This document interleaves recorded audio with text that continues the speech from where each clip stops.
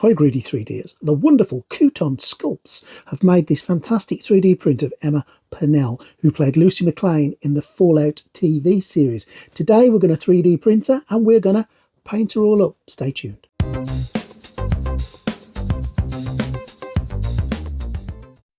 And here is Lucy Mcleon from Mcleon Sculpts. She is just a beautiful 3D print, and I'll put a link in the description where you can get this from, and I'll also put a link into their Patreon site where they've got some other wonderful prints. The printer is the Hey Gears Ultracraft Reflex, and the resin that I'm using is their very own PARP 10 resin. I'll put a link in the description where you can get it, but it has printed as I would expect on this machine beautifully. Now if you've not seen my review of this machine, make sure you check it out. I'll put a link in the description. It is a wonderful, fantastic machine. It produces some awesome prints, some just beautiful prints, and it is easy, simple to use. And here is their wash station doing its whirly thing, cleaning all that nasty resin off our wonderful print.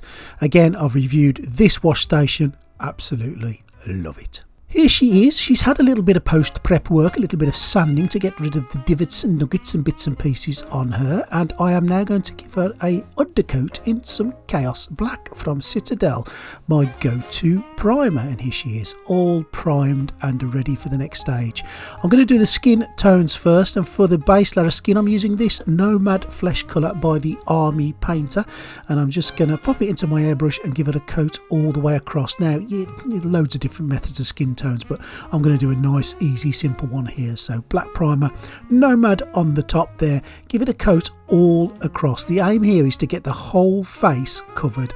I don't really want any of the black coming through on this version here, so I'm going to give it a real thorough coating all the way across till every little bit of Lucy's physog is covered in Nomad Flesh. And there's only a couple of bits of skin tone on this model, so hands are going to be done. This is the hand carrying the gun. You can have her holding a nuke bottle if you want, a nuke cola bottle, but I decided not to. And here is the wonderful Pip Boy hand that is also getting a skin tone. Now, just for a lighter coat, I'm using some of this Nocturna Fairy Flesh set from Vallejo, and I'm going to give it a light coat, shining as if the sun is shining down from her head down across her face. Same on the hands, just adds a lighter coat across it. We're going to be washing these. We're going to be adding some other little bits of effects to them, but I want some base skin tones on, so just 2 coats for the basic, easy peasy. Now for her uniform, ultramarine blue is going to be used, and I'm just going to blast the whole thing all over. I'm not going to worry about the yellow bits yet because I'm going to mask it all off and I'm going to put the yellow bits in, so I'm just giving her a base layer of blue right the way across. Same again with her lower bits. Now her shoesy booty things are going to be brown, so I'm just avoiding those, but the rest of it is definitely getting a coat of blue before I seal the whole lot with this Rust-Oleum Clear. Now my K1, using some Jam Jar High Speed PLA, I'm going to use for the base, and for the Nuki Coca-Cola stand, I'm going to use some Jam Jar Red on my A1, and that's printing beautifully. Here it is, the base all finished, didn't take too long to go. The Nuki thing took a little bit longer, so that's still going, but what a beautiful job. Beautiful red colour from Jam Jar. I'll put a link in the description to where you can get all these PLAs and resins that I'm using. And not too long later, there it is with the wonderful Nuka-Cola on the side. Imp Yellow is what I'm going to use for the yellow. I don't want it too much of a stark colour, so after loads of masking, I'm using my airbrush to get this yellow on. Yellow is an inherent difficult colour to get over another colour. If you're going to do it, especially by brush, you're probably going to need to give it a white coat first, but you can get away with it on the airbrush because you could splatter it on there and give it a couple of coats. I did let this dry and then I gave it a second coat all the way across of this Imp Yellow, and I was quite happy with the way that looked. Her blanket also is yellow, and that's getting exactly the same treatment as the rest of her. She's got some little pouchy things, so they're getting the same colour. I think you get the gist, it's all that colour. Rawhide brown, I'm going to do a base layer on the boots. Now that's not going to be the last layer, I'm going to lighten those up. I'm going to do a fair bit of work on the boots. In fact, I'm going to do a fair bit of work on all the leather, but there's the base layer going on. And do leather brown to give it just a highlight. I don't want to do too much, I just want to splatter it, speckle it, show it a bit of leather brown just for some highlights.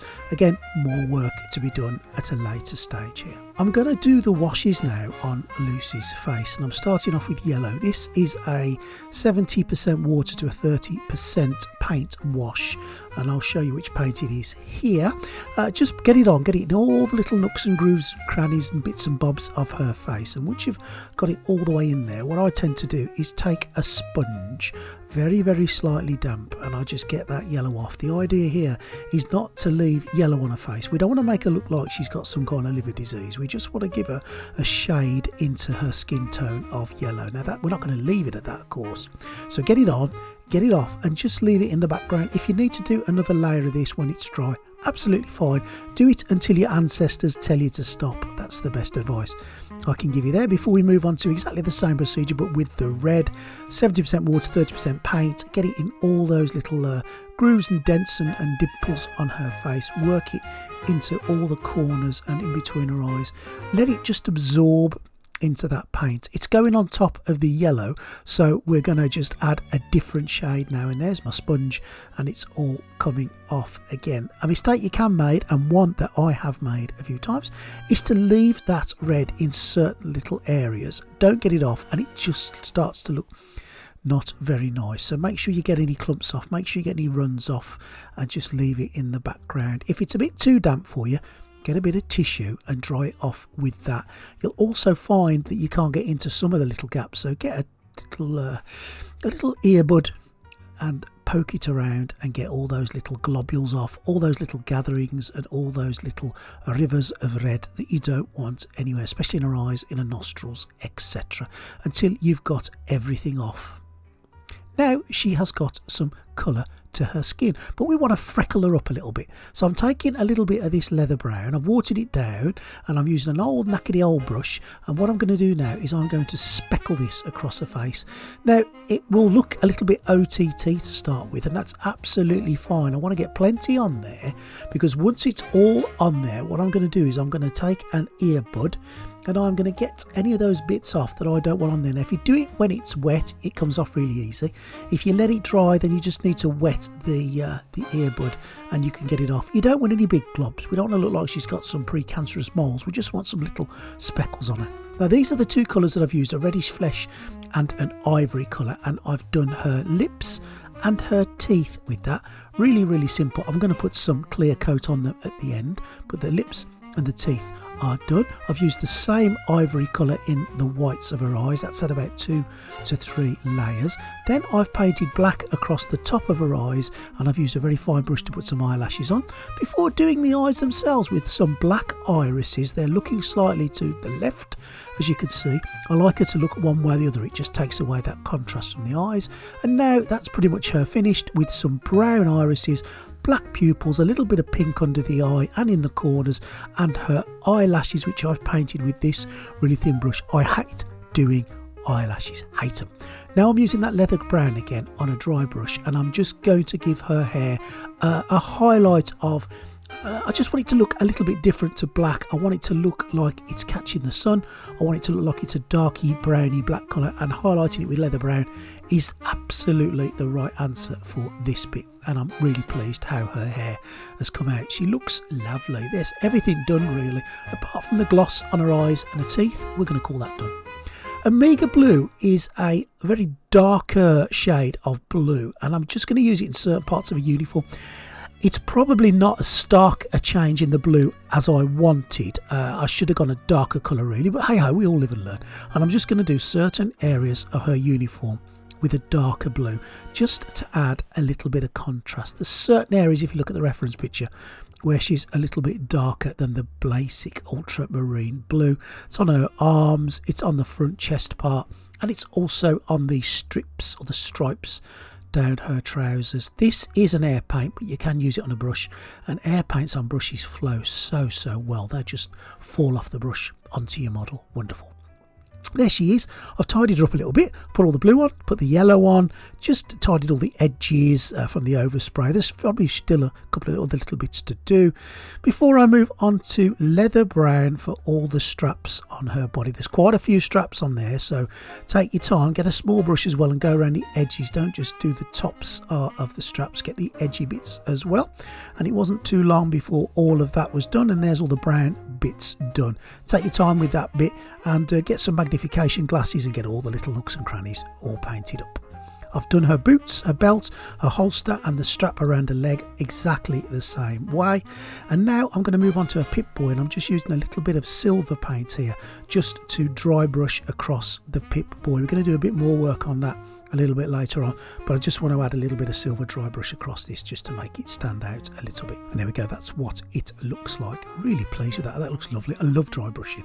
Done the same thing with the gun that she's holding, and I've done the same thing with the gun in the holster just to add a little bit of je ne sais quoi to it. It's only a small model, so you can see it, but it's not in your face. I'm using some silver now to go over all the silver bits on her uniform, and there's quite a few bits of them, so I'm not going to show you the whole thing, but you can see all the bits that I've done. I've added the 33 to the back, that gave me nightmares, and all the silver's done, all the yellow's done, all the blue's done. In fact, all the uniform is done.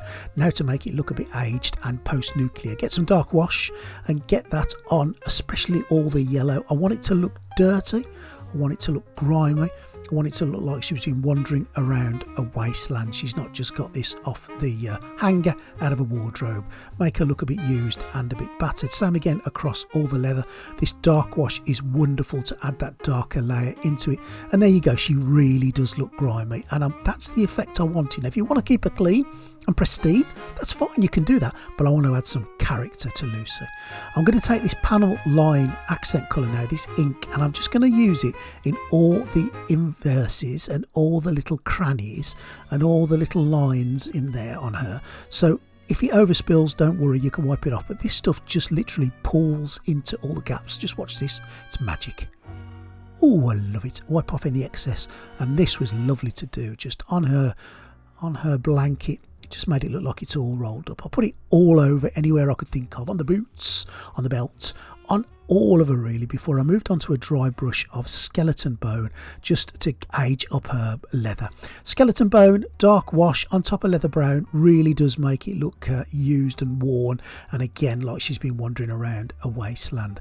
I'm also going to use exactly the same skeleton bone highlights on some of the blue as well, where a uniform folds and creases, just to make that look like it's sticking out a little bit. And I've gone back in with the dark wash into the recesses of the uniform, and that's what she looks like. Character building, I would say. She doesn't look like she's not been wandering around a wasteland. She looks like for sure she has been, and that's the effect that I wanted to try and get. And that's the bottom part. There's the holster with its aging, there's the trousers with its wear and tear, just what the doctor ordered.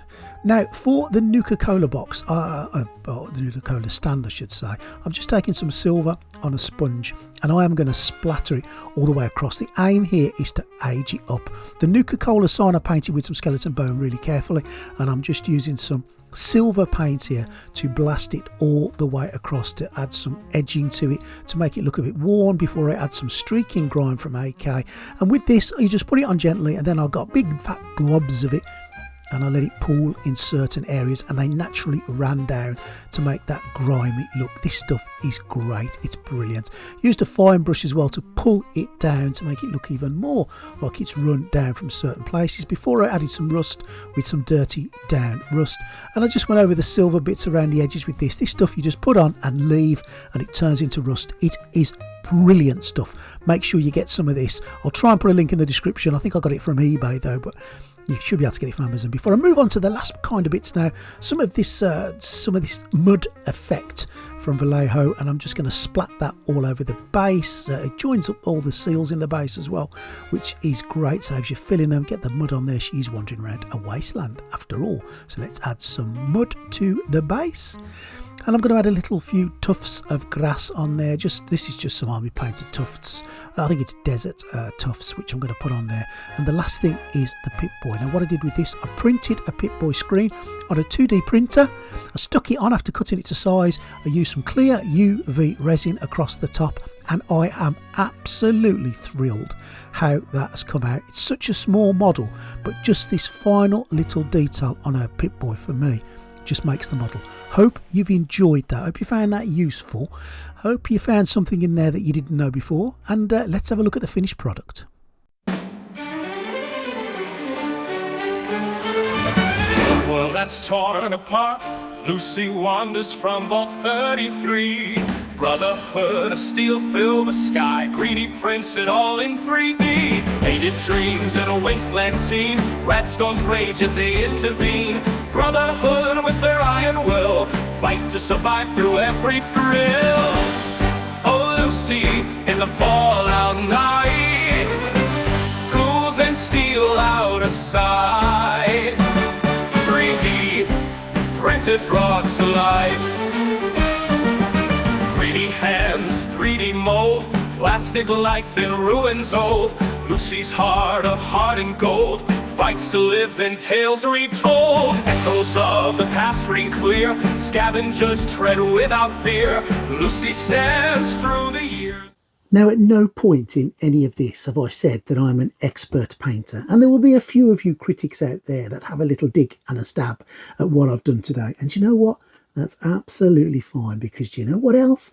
I'm really enjoying painting these models, and they're not perfect, and neither, I'm sure, are most of yours. We're not all perfect, are we? But I've enjoyed making it, and I hope you've enjoyed watching the video. Now, if you have liked what you've seen today, please subscribe to my little old channel. Just hit the subscribe button. Think about joining the Greedy 3D Patreon, and I want to just say thank you to all my patrons out there for your support and your help and your guidance. Thank you, guys. And leave a little comment. Tell me what you think. Do you like it? Don't you like it? If you want to have a little dig at old Greedy, fill your boots, because Greedy don't care. Hope you've enjoyed that today. I'll see you next time for a little bit more painting, a little bit more reviewing, a little bit more 3D printing on Greedy 3D. See you next time.